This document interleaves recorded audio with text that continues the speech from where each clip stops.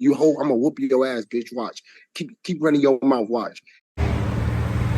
The untouchable True School Sports Empire proudly presents something the boxing games are missing. Hey, what's going on? It's your boy BT, and I came here to talk some boxing with the thousands of True School Sports subscribers.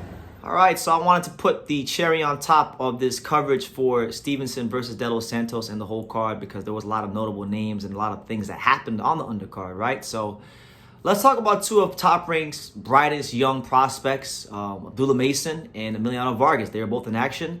You had Abdullah Mason scoring a second-round stoppage against Cardenas, Jose Cardenas. And Emiliano Vargas stopped 6-2 Brandon Mendoza in 2 rounds. So they both have had an amazing 2023. Emiliano Vargas is this calendar year, he had 6 fights with 5 knockouts. Abdullah Mason had 5 knockouts, or 5 fights with 4 knockouts. So they both pretty much had the same year, it's just that Emiliano had 1 more fight than Abdullah did. But the question is becoming the question in this video that I'm going to ask you guys, and I'll try to answer myself, is number one, who do you think has the better upside of the 2 prospects? And what about a future super fight? These 2 might actually fight each other one day because they're in the same weight class. It could be one for the future. So we'll start with the first. We'll start with who has the bigger upside, and also as well as who is prospect of the year, because I feel, in my tank voice, I feel as though Abdullah Mason and Emiliano Vargas, they're both 2 of the front runners for prospect of the year, along with the fighters like Ernesto Tito Mercado, guys like that. I think we look at Abdullah.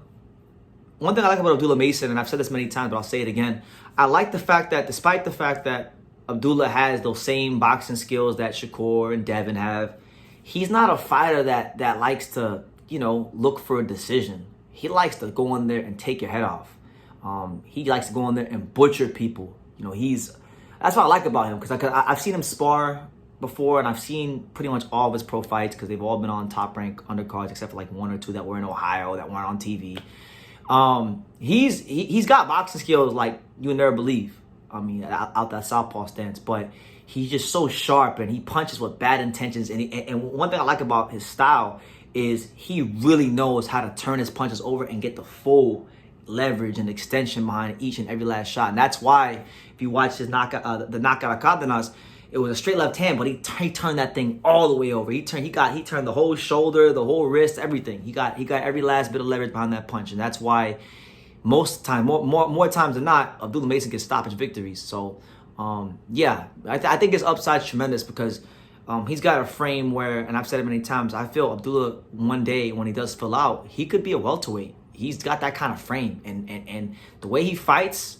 And the versatility he has in that skill set is going to allow him, I feel, to go through multiple weight classes and be a dominant force in boxing. So you got him. And then as far as Emiliano Vargas, I mean, let's talk about him. We know he's fighting with a lot of pressure on his shoulders because, of who his dad was, Fernando. One thing about him is like he's got speed like you couldn't believe. He's got unbelievable athleticism. And for me, it's really kind of like, he kind of has a similar, I don't want to say problems, but he's got similar things to talk about with his skill set, like we do with Ryan Garcia. Like what I mean by that is like Ryan Garcia is a fighter who has amazing reflexes and whatnot, and it's all about for him those fundamentals and blending those things together to make him the best fighter he can be. Right?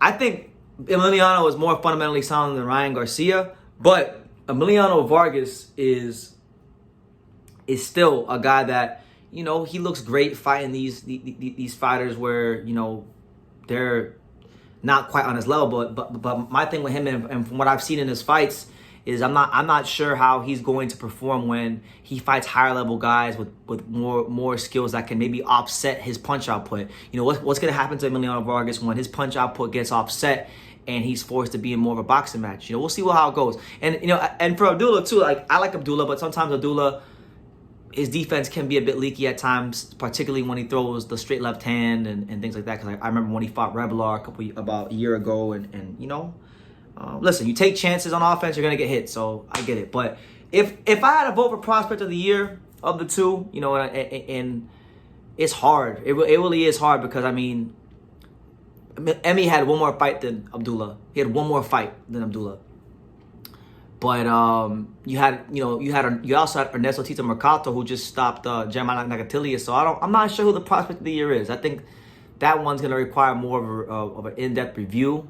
But I really like what Abdullah Mason is doing fight by fight, because there's been fights where I've seen him be the boxer. There's been fights where I've seen him counterpunch. There's been fights where I've seen him dominate off of his front foot.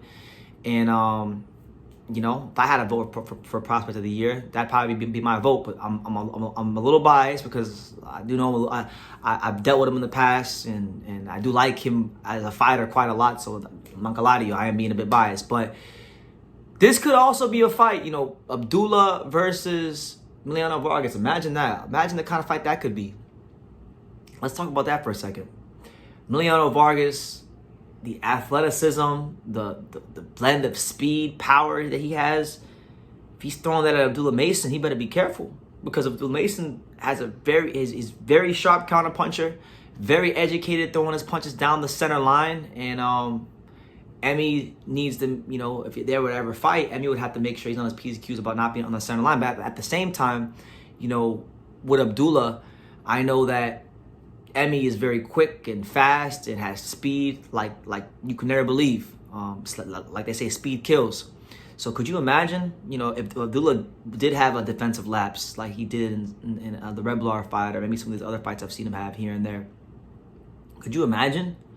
Could you imagine if Emmy is able to hit him with maybe that same chopping right hand that he hit this guy that he fought last night with, Mendoza? I mean, that's really a fight that the Top Rank needs to worry about. Listen, Top Rank needs to just, I don't want to say forget about Devin and Shakur or whatever, but like okay, yeah, that's cool, you got them, but this is really the fight y'all need to be building up, because you got a guy in Emiliano Vargas, a fighter in Emiliano Vargas who is extremely fun to watch, speed, power, reflexes for days, son of a legend, got that going for him too. So instant marketability there, you got that. And then on the other side with Abdullah Mason, I mean, he's got a great story too. Comes from a boxing family from Ohio, and he fights the way that, you know, Black American fighters used to fight, like back in the day, you know, and I mean that in the most complimentary and sincere way. He goes in there, and yes, he can exhibit the sweet science. He gonna be in range. He's gonna be there, and he's gonna slip punches, and he's gonna do all that. He's gonna do all the fundamental things of the sweet science of boxing. But when you miss, when he makes you miss, he's going to make you pay, and make you pay daily. So, listen, in the future, I'm hoping that this could be a fight that Top Rank looks into really putting proper investment behind and making, because I do really think that these two are going places in boxing. And I wouldn't have a problem with either one of them winning prospect of the year. But for me, personally, Abdullah Mason's had so many highlight reel knockouts this year, and I really just enjoy what he's brought to the table. If I had a vote, that would be my vote. But I know everybody has their own perspectives and criteria. But they both got second round stoppages last night. Mason stopped Cardenas with a beautiful straight left hand down the middle. Vargas stopped Brandon Mendoza with a chopping right hand. This guy Mendoza he ducked down below the waist, and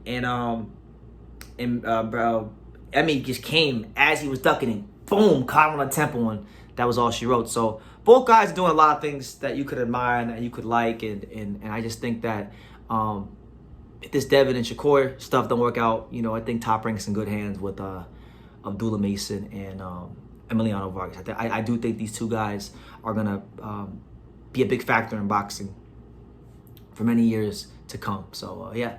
Who do you guys have for prospect of the year? I'm gonna stand on business and say it's Abdullah Mason, but let me know who's your 2023 prospect of the year. Leave your comments down below. Make sure you guys take the time to subscribe. And like I say in every single one of these videos, you can love me or you can hate me, but I'm just giving Daniel. So until next time, take care, guys. Thank you for watching another video on the untouchable True School Sports Empire. For more great boxing content just like this video, click right here and make sure you subscribe. Much love from sunny South Florida.